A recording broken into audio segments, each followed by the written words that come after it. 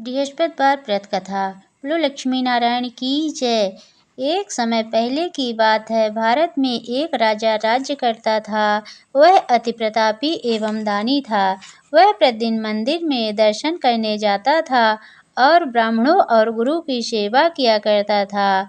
उसके दरवाजे से कोई भी निराश होकर नहीं लौटता था। वह प्रत्येक गुरुवार को व्रत रखता एवं पूजन करता था। हर एक दिन गरीबों की सहायता करता था, परंतु यह सब बातें उसकी रानी को अच्छी नहीं लगती थी। वह न व्रत करती थी और न किसी को दमड़ी तक दान में देने से मना किया करती थी।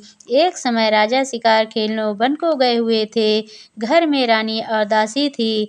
उस समय गुरु बृहस्पति एक साधु का रूप धारण कर राजा के दरवाजे पर भिक्षा मांगने आए। साधु ने रानी से भिक्षा मांगी तो वह कहने लगी, हे साधु महाराज, मैं इस दान और पुण्य से तंग आ गई हूँ। मेरे से तो घर का ही कार्य समाप्त नहीं होता। इस कार्य के लिए मेरे पति देव भी बहुत हैं। अब आप इस प्रकार की कृपा करें, यह सद्धन नष्ट हो जावे तथा मैं आराम से रह सकूं। साधु का वेश रखे बृहस्पति ने कहा, हे देवी, तुम अति विचित्र हो। संतान और धन से कोई दुखी नहीं होता, इसको तो सभी चाहते हैं।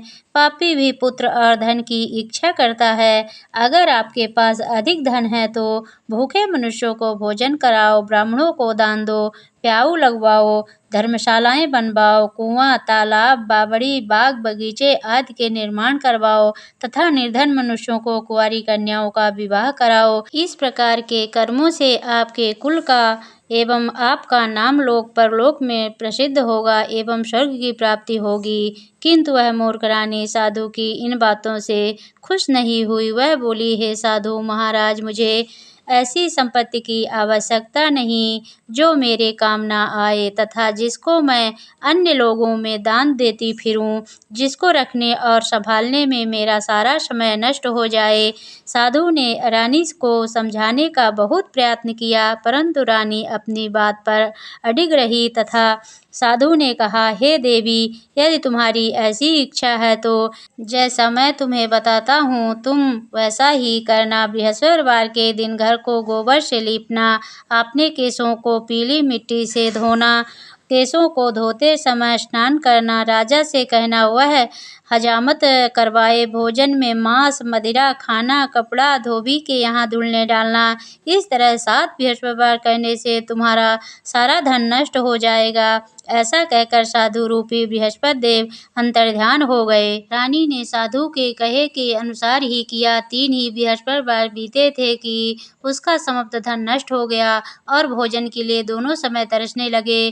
तब राजा रानी से कहने लगा, हे रानी, तुम यहाँ पर रहो, मैं दूसरे देश को जाऊँ, क्योंकि यहाँ पर सुबह मनुष्य जानते हैं, इसीलिए मैं कोई कार्य नहीं कर सकता। देश चोरी परदेश भीख बराबर है। ऐसा कहकर राजा परदेश चला गया। वहाँ जंगल में लकड़ी काट कर लाता और उन्हें शहर में बेचकर जीवन यापन करने लगा। राजा के जाने के पश्चात इधर उसके बिना रानी और दासी दुखी रहने लगी। किसी दिन भोजन मिलता तो किसी दिन जल पीकर रह जाती। एक समय रानी और दासी को 7 दिन बिना भोजन के व्यतीत हो गया तो रानी ने अपनी दासी से कहा, हे रानी, यहाँ पास ही के नगर में मेरी बहन रहती है, वह बड़ी धनवान है, तू उसके पास जा और वहाँ से 5 सेर बेझर मांग कर ला, जिससे कुछ समय के लिए गुजर बसर हो जाएगी। दासी उसकी बहन के पास गई। बृहस्पतिवार का दिन था। रानी की बहन उस समय ध्यान मग्न होकर पूजा कर रही थी। दासी ने रानी की बहन से कहा, हे रानी, मुझे आपके पास आपकी बहन ने भेजा है, मुझे 5 सेर बेझर दे दो। दासी ने अपनी बात अनेक बार कही, परंतु रानी की बहन ने कोई उत्तर नहीं दिया, क्योंकि वह उस समय बृहस्पतिवार का व्रत कथा सुन रही थी। रानी की बहन ने जब दासी को कोई अपेक्षित उत्तर नहीं मिला तो वह अति दुखी हुई। उसे क्रोध भी आया। लौटकर वह रानी से बोली, हे रानी, आपकी बहन बहुत धनी स्त्री है, परंतु वह अति घमंडी भी है। वह छोटे लोगों से बात भी नहीं करती है। 5 सेर बेझर लेने के लिए मैंने उससे बहुत बार कहा, परंतु उसने कोई उत्तर नहीं दिया। इस प्रकार मुझे निराशा एवं खाली हाथ लौटना पड़ा। रानी बोली, हे दासी, उसमें उनका कोई दोष नहीं है।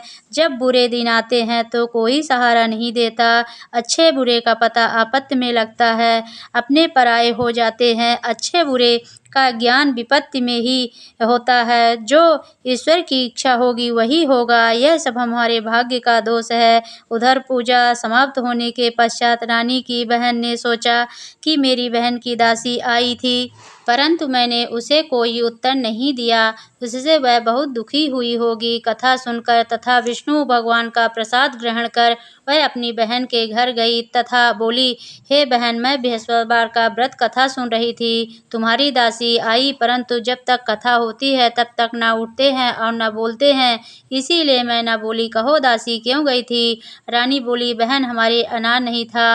वैसे तुमसे कोई बात छिपी नहीं है, इस कारण दासी को तुम्हारे पास 5 सेर भेजा लेने के लिए भेजी थी। इस पर रानी की बहन बोली, हे बहन, बृहस्पति भगवान सबकी मनोवांछित फल देते हैं। देखो, शायद तुम्हारे घर में किसी कोने में अनाज रखा हो। यह सुनकर रानी की बहन की बातों से विस्मित होकर दासी घर के अंदर गई तो वहां उसे एक घड़ा भेजर का भरा मिल गया। उसे बड़ा आश्चर्य हुआ, क्योंकि उसके अनुसार घर का एक एक बर्तन अन्न से खाली था।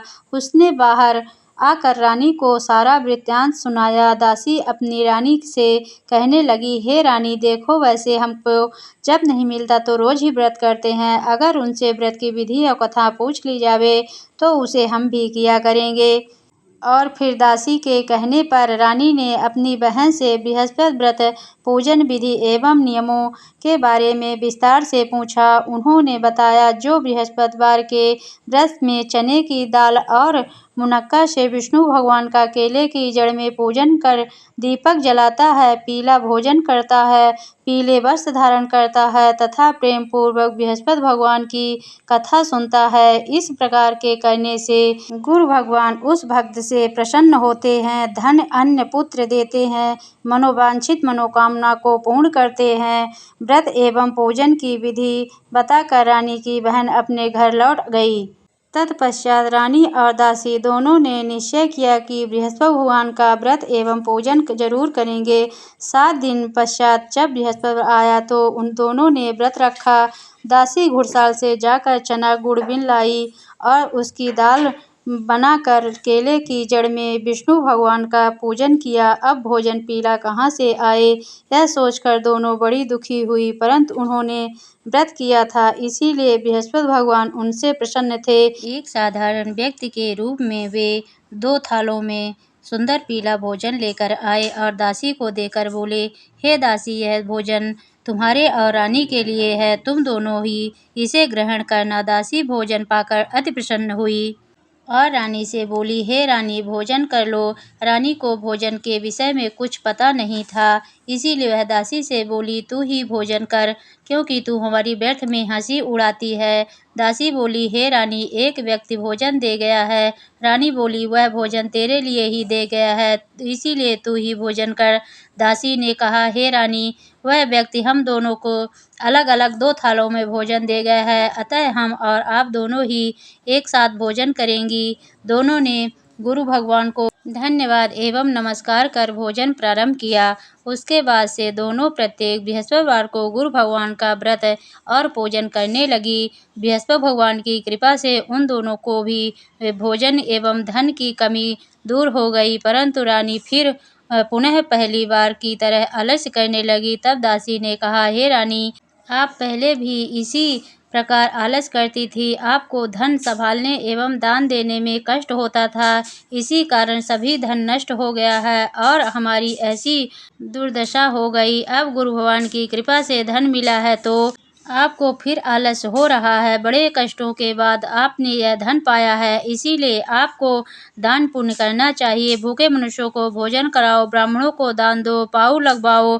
कुआं, तालाब, बावड़ी आदि का निर्माण कराओ, कुमारी कन्याओं का विवाह कराओ, मंदिर पाठशाला बनवा कर दान दो, धन को शुभ कामों में खर्च करो, जिससे आपके कुल का सम्मान बढ़े तथा आपको स्वर्ग प्राप्त हो एवं आपके पितृ प्रसन्न हो। दासी की बात मानकर रानी ने इसी प्रकार के कर्म करने प्रारंभ किए। इस प्रकार करने से उसका काफी यश फैलने लगा।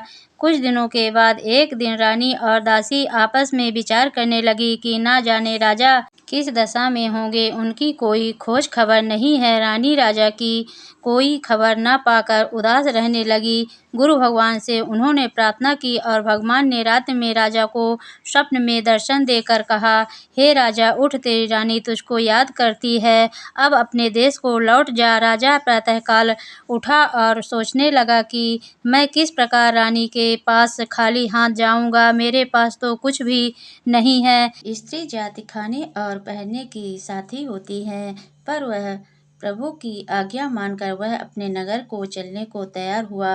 परदेश में राजा वह बहुत दुखी रहने लगा। प्रतिदिन जंगल में से लकड़ी बांध कर लाता और शहर में बेचकर अपने दुखी जीवन को बड़ी कठिनता से व्यतीत करता था। एक दिन राजा दुखी हो कर अपने पुराने दिनों को याद करके रोने लगे। उस जंगल में से बृहस्पति देव एक साधु का रूप धारण करके आए और राजा के पास आकर बोले, हे लकड़हारे, तुम इस सुनसान जंगल में किस चिंता में बैठे हो, मुझको बतलाओ। यह सुन राजा के नेत्रों में जल भरा। साधु को वंदना कर बोले, हे प्रभु, आप तो सब कुछ जानने वाले हो। इतने कह साधु को संपूर्ण कहानी बतला दी। तब साधु रूप में गुरु भगवान राजा से बोले, हे राजन, तुम्हारी पत्नी ने बृहस्पति देव के दिन बृहस्पति देव का अपमान किया था, जिसके कारण तुम्हारी यह दुर्दशा हुई। अब तुम किसी प्रकार की चिंता मत करो, भगवान तुम्हें पहले से अधिक धनवान प्रदान करेगा। तुम्हारी स्त्री ने भी बृहस्पति देव का व्रत प्रारंभ कर दिया है और तुम मेरा कहा मानकर बृहस्पतिवार का व्रत करके चने की दाल गुड़ के लोटे में डालकर केला का पूजन करो। फिर कथा सुनो, तुम्हारी भगवान सब कामनाओं को पूर्ण करेगा। साधु के वचन सुनकर राजा बोला, हे प्रभु, मुझे लकड़ी बेचकर इतना पैसा नहीं मिलता जिसने भोजन करने के उपरांत कुछ बचा सकूं। मैंने रात्रि में अपनी रानी को व्याकुल देखा है। मेरे पास कोई साधन नहीं है जिससे उसका समाचार भी जान सकूं। इससे अतिरिक्त मैं बृहस्पति देव की कथा भी नहीं जानता हूँ, जिसे कह या सुनकर व्रत धारण कर सकूं, भगवान बृहस्पति देव का पूजन कर सकूं। साधु ने कहा, हे राजा, तुम किसी बात की चिंता मत करो। बृहस्पतिवार के दिन तुम नित्य की भांति लकड़ियाँ लेकर शहर को जाओ। तुम्हें रोज से दुगना धन प्राप्त होगा, जिससे तुम भली भांति भोजन कर लोगे तथा गुड़ एवं चने का प्रसाद खरीद कर बृहस्पति देव की पूजा भी कर सकते हो। बृहस्पति की कहानी निम्न प्रकार से है। प्राचीन काल में एक ब्राह्मण रहता था, बहुत ही निर्धन था, उसके कोई संतान नहीं थी। ब्राह्मण नित्य पूजा पाठ करता, ब्राह्मण स्वभाव से दयालु तथा धार्मिक विचारों वाला व्यक्ति था, परंतु उसकी पत्नी बहुत ही मलिनता के साथ रहती थी। वह न तो स्नान करती थी और न ही किसी देवता का पूजन पाठ करती थी। सुबह उठते ही सर्वप्रथम भोजन करती, बाद में अन्य कार्य कर। अपनी पत्नी की ऐसी आदत के कारण ब्राह्मण देवता बहुत दुखी रहते थे। वह अपनी पत्नी को बहुत समझाते, किंतु उसका कोई परिणाम नहीं निकलता था। भगवान की कृपा से ब्राह्मण की स्त्री के कन्या उत्पन्न हुई। वह कन्या ब्राह्मणी के घर में बड़ी होने लगी। वह बालिका प्रातःकाल असी स्नान करके भगवान विष्णु का जाप करती थी। बृहस्पति का व्रत भी करने लगी। पूजा पाठ समाप्त कर पाठशाला जाती तो अपनी मुट्ठी में जौ भर के ले जाती और पाठशाला के मार्ग में डालती डालती तो ये स्वर्ण के हो जाते। लौटते समय उनको बन बिन कर घर को ले आती थी। एक दिन वह बालिका सूप में उन सोने के जवों को फटक कर साफ कर रही थी। तभी उसकी माँ ने उसे देख लिया और कहा, हे बेटी, सोने के जवों को फटकने के लिए सोने का सूप होना चाहिए। दूसरे दिन बृहस्पतिवार था। कन्या ने व्रत रखा और भगवान बृहस्पति से प्रार्थना करके कहा, हे प्रभु, यदि मैंने सच्चे मन से श्रद्धा पूर्वक आपका पूजन एवं व्रत किया हो तो कृपा करके मुझे सोने का सूप दे दो। बृहस्पति देव ने उसकी प्रार्थना स्वीकार कर ली। नित्य की भांति वह कन्या जौ फैलाती हुई पाठशाला जा चली गई। पाठशाला से लौटकर जब वह जौ बीन रही थी तो बृहस्पति भगवान की कृपा से उसे सोने का सूप मिल गया। उस सोने के सूप को वह घर ले आई और उसके जौ साफ करने लगी, परंतु उसकी माँ का वही ढंग रहा। एक दिन की बात है, कन्या सोने के सूप में जौ साफ कर रही थी। उसी समय अचानक उस नगर का राजकुमार वहां से होकर निकला। इस कन्या के रूप और कार्य को देखकर मोहित हो गया। राजमहल लौटकर राजकुमार अन्न तथा जल त्याग कर उदास हो लेट गया। राजा को जब अपने पुत्र का द्वारा अन्न जल त्यागने का समाचार प्राप्त हुआ तो अपने मंत्रियों के साथ वह राजकुमार के पास आए और बोले, हे बेटा, तुम्हें किस बात का दुख है? किसी ने तुम्हारा अपमान किया है अथवा कोई और कारण हो तो मुझे बताओ, मैं वही कार्य करूंगा जिससे तुम्हें प्रसन्नता हो। राजकुमार ने अपने पिता की बातें सुनी तो वह बोला, आपकी कृपा से मुझे किसी बात का दुख नहीं है। किसी ने मेरा अपमान भी नहीं किया है, परंतु मैं उस कन्या के साथ विवाह करना चाहता हूँ जो सोने के सूप में जौ साफ कर रही थी। यह सुनकर राजा आश्चर्य में पड़ गया और बोला, हे बेटा, इस तरह की कन्या का पता तुम ही लगाओ, मैं उसके साथ तेरा विवाह अवश्य करवा दूंगा। राजकुमार ने प्रसन्न होकर राजा को उस ब्राह्मण कन्या के घर का पता बतलाया। राजा के आदेश पर मंत्री उस कन्या के घर गया और राजा का आदेश ब्राह्मण को कह सुनाया। कुछ ही दिन बाद ब्राह्मण की कन्या का विवाह राजकुमार के साथ हो गया। घर से कन्या के विदा होते ही उस ब्राह्मण के घर में पहले की तरह निर्धनता वापस करने लगी। अब भोजन के लिए भी अनाज भी बड़ी मुश्किल से मिलता था। एक दिन दुखी होकर ब्राह्मण देवता अपनी बेटी से मिलने गए। बेटी पिता की ऐसी अवस्था को देखकर अत्यंत दुखी हुई और उसने अपने माँ का समाचार पूछा। ब्राह्मण ने पुत्री को सभी हाल कह सुनाया। पुत्री ने अपने पिता को बहुत सा धन देकर विदा कर दिया। इस प्रकार ब्राह्मण का कुछ समय सुखपूर्वक व्यतीत हुआ।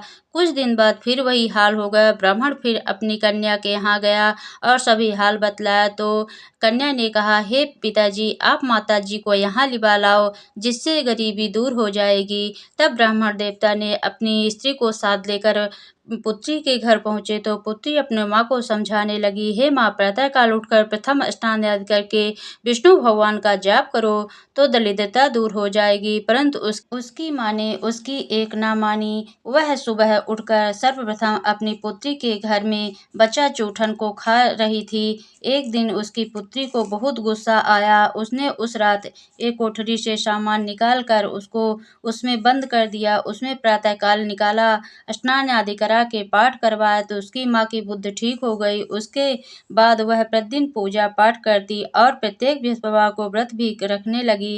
इस व्रत के प्रभाव से उसकी माँ भी अत्यंत धनवान तथा पुत्रवती हो गई और बृहस्पति देवता की कृपा से वृद्धावस्था में मृत्यु को प्राप्त कर स्वर्ग को गई। वह ब्राह्मण देवता भी इस लोक के सुख भोग कर स्वर्ग को प्राप्त हुआ। इस प्रकार कहानी कहकर साधु देवता वहां से अंतर्ध्यान हो गए। धीरे धीरे 6 दिन का समय बीत गया तथा बृहस्पतिवार का दिन आ गया। लकड़हारा रूपी राजा जंगल से लकड़ी काटकर किसी शहर में बेचने गया। आज उसे और दिन से अधिक धन मिला। राजा ने चना गुड़ आदि लाकर भगवान विष्णु का पूजन किया तथा बृहस्पतिवार का व्रत किया। उस दिन से उसे सभी कष्ट दूर हो गए, परंतु अगले बृहस्पतिवार को व्रत करना भूल गया। इस कारण बृहस्पति भगवान उससे रुष्ट हो गए। उस दिन उस नगर के राजा ने विशाल यज्ञ का आयोजन किया तथा शहर में यह घोषणा करा दी कि कोई भी मनुष्य अपने यहाँ भोजन न बनाए और आग न जलावे। सब लोग मेरे यहाँ भोजन करने आए। इस आज्ञा को जो न मानेगा उसको फांसी की सजा दी जाएगी। राजा की आज्ञा अनुसार राज्य के सभी निवासी राजा के यहाँ भोजन करने गए, लेकिन लकड़हारा कुछ देर से पहुंचा, इसलिए राजा उसको साथ घर पर लिवा ले गए। ले जाकर भोजन करा रहे थे कि रानी की दृष्टि उस खूंटी पर पड़ी जिससे उसका हार लटका हुआ था। वह वहां पर दिखाई नहीं दिया। रानी ने निश्चय किया कि मेरा हार इसी मनुष्य ने चुरा लिया है। उसी समय रानी ने पुलिस को बुलाकर उसको जेलखाने में डलवा दिया। जब राजा जेल खाने में पड़ गया और बहुत दुखी होकर विचार करने लगा कि न जाने कौन से पूर्व जन्म के कर्म से मुझे यह दुख प्राप्त हुआ है। जेल में बंद लकड़हारा भगवान बृहस्पतिवार को याद करने लगा। तत्काल बृहस्पति देव साधु के रूप में प्रकट हो गए और उसकी दशा देखकर कहने लगे, अरे मूर्ख, तूने बृहस्पति देव की कथा नहीं करी है, इसीलिए तेरे लिए दुख प्राप्त हुआ है। अब तुम किसी प्रकार की चिंता मत कर, बृहस्पतिवार के दिन जेलखाने के दरवाजे पर तुझे 4 पैसे पड़े मिलेंगे। तुम उन पैसों के प्रसाद मंगवाना, भगवान बृहस्पति का पूजा एवं कथा कहना, का प्रसाद स्वयं भी ग्रहण करना तथा दूसरों को भी कराना। इस प्रकार करने से तुम्हारे कष्ट दूर हो जाएंगे। अगले बृहस्पतिवार राजा को जेलखाने के दरवाजे पर 4 पैसे पड़े मिले। राजा ने पूजा का सामान मंगवाकर कथा कही और प्रसाद बांटा। उसी रात बृहस्पति देव उस नगर के राजा को स्वप्न में दर्शन देकर कहा, हे राजा, तूने जिस आदमी को जेलखाने में बंद कर दिया है वह निर्दोष है, वह राजा है, उसे छोड़ दो। रानी का नौलखा हार उसी खूंटी पर लटका हुआ है। अगर तू ऐसा नहीं करेगा तो मैं तेरे राज्य को नष्ट कर दूंगा। राजा सुबह उठा और खूंटी पर हार टंगा देखकर लकड़हारे को बुलाकर उसे क्षमा याचना की तथा राजा को योग सुंदर वस्त्र आभूषण देकर विदा किया। बृहस्पति देव की आज्ञा अनुसार राजा अपने नगर को चल दिया। जब राजा नगर के निकट पहुंचा तो उसे बड़ा ही आश्चर्य हुआ। नगर में पहले से अधिक बाग, तालाब तथा बहुत से धर्मशालाएं, मंदिर आदि बन गए हैं। राजा ने पूछा कि यह सब किसका है? तब नगर के सब लोग कहने लगे, रानी और वादी के हैं। तो राजा को आश्चर्य हुआ और गुस्सा भी आया। जब रानी ने यह खबर सुनी कि राजा आ रहे हैं तो उसने वादी से कहा, देख राजा हमको कितनी बुरी हालत में छोड़ गए थे, वह हमारी ऐसी हालत देखकर लौट ना, इसलिए तू द्वार पर खड़ी हो जा। रानी की आज्ञा अनुसार दासी दरवाजे पर खड़ी हो गई और जब राजा आए तो उन्हें अपने साथ लिवा लाई। तब राजा ने क्रोध करके अपनी तलवार निकाली और पूछने लगे कि यह बतलाओ कि यह धन तुम्हें कैसे प्राप्त हुआ है। तब रानी ने कहा, हमें यह बृहस्पति देव के इस व्रत के प्रभाव से प्राप्त हुआ है। अब राजा ने निश्चय किया कि 7 रोज बाद तो सभी बृहस्पति देव का पूजन करते हैं, परंतु मैं प्रतिदिन दिन में 3 बार कहानी कहा करूंगा तथा रोज व्रत किया करूंगा। हर समय राजा के दुपट्टे में चने की दाल बंधी रहती तथा दिन में 3 बार कहानी कहता। एक रोज राजा ने विचार किया कि चलो अपने बहन के यहाँ हो आवे। राजा अपने मार्ग में चलने लगा, देखा कि कुछ आदमी एक मुर्दे को लिए जा रहे हैं। राजा ने कहा, अरे भैया, तुम मेरी बृहस्पतिवार की कथा सुन लो। बे बोलो, लो हमारा तो आदमी मर गया है, इसको अपनी कथा ही पड़ी है। परंतु कुछ आदमी बोले, अच्छा कहो, हम तुम्हारी कथा भी सुनेंगे। जब कथा आधी छीत थी कि मुर्दा हिलने लग गया। जब कथा समाप्त हो गई तो मनुष्य राम राम करके खड़ा हो गया। आगे किसान खेत में हल चलाता मिला। राजा ने कहा, अरे भैया, तुम मेरी बृहस्पतिवार की कथा सुन लो। किसान बोला, जब तक मैं तेरी कथा सुनूंगा तब तक 4 हरया जोत लूंगा। जाओ भैया, तुम अपनी कथा किसी और को सुनाना। राजा आगे चलने लगा। राजा के हटते ही बैल पछाड़ खाकर गिर गए तथा उसके पेट में जोर जोर से दर्द होने लगा। उसी समय उसकी माँ रोटी लेकर आई और बेटे से सवाल पूछा। बेटे ने सवाल कह दिया तो बुढ़िया दौड़ती दौड़ती उस घुड़सवार के पास गई। बोली, मैं तेरी कथा सुनूंगी, तू अपनी कथा मेरे खेत पर चलकर कहना। राजा ने बुढ़िया के खेत पर जाकर कथा कही। जिसके सुनते ही उसके बैल खड़े हो गए तथा किसान के पेट का दर्द भी बंद हो गया। राजा अपनी बहन के घर पहुंच गया। बहन ने भाई की खूब मेहमानी की। दूसरे दिन राजा जागा तो वह देखने लगा सब भोजन कर रहे हैं। राजा ने अपनी बहन से कहा, बहन, ऐसा कोई मनुष्य है जिसने भोजन ना किया हो? मेरी बृहस्पतिवार की कथा सुन ले। बहन बोली, हे भैया, यह देश ऐसा है, पहले लोग यहाँ भोजन करते हैं, बाद में अन्य कार्य करते हैं। अगर कोई पड़ोस में है तो देखाऊं। ऐसा कहकर देखने चली गई, परंतु उसे ऐसा कोई व्यक्ति नहीं मिला जिसने भोजन ना किया हो। अतः एक कुम्हार के घर गई जिसका लड़का बीमार था। उसे मालूम हुआ कि इनके यहाँ 3 रोज से किसी ने भोजन नहीं किया है। रानी ने अपने भाई की कथा सुनने के लिए कुम्हार से कहा।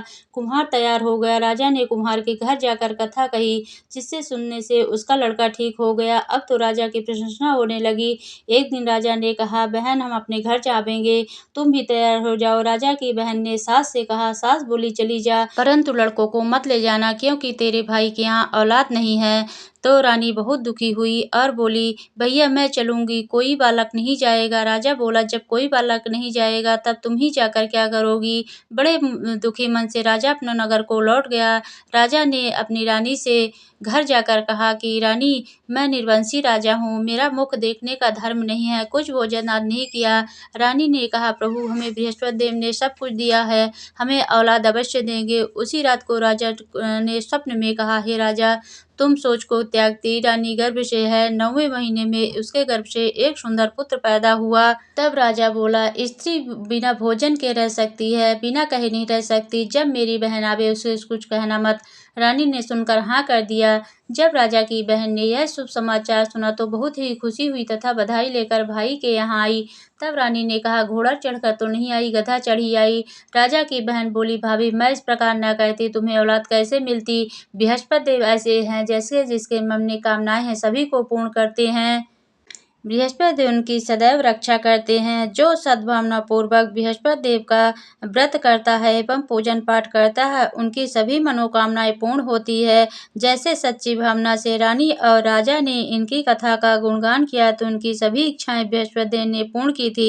इसीलिए सब कथा सुनने के बाद प्रसाद लेकर जाना चाहिए।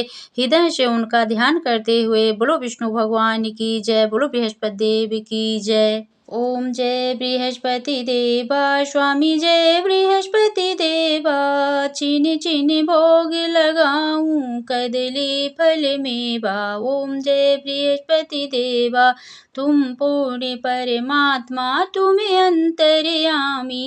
जगत पिता जगदीश्वर, तुम सबके स्वामी। ओम जय बृहस्पति देवा, चरणामृत निज निर्मल सब पातक हरिता।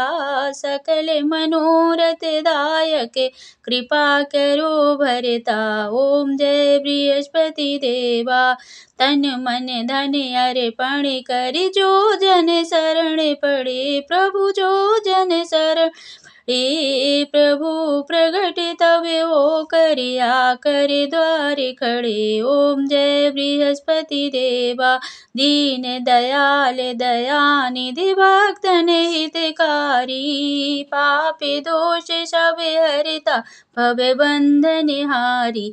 जय बृहस्पति देवा, सकल मनोरथ दाय, सभी संशय तारो। विषय विकार मिटाओ, संतन सुखकारी। ओम जय बृहस्पति देवा, बृहस्पति जी की आरती जो प्रेम सहित गावे। ज्येष्ठानंद बंद सो सो निश्चय पावे। ओम जय बृहस्पति देवा।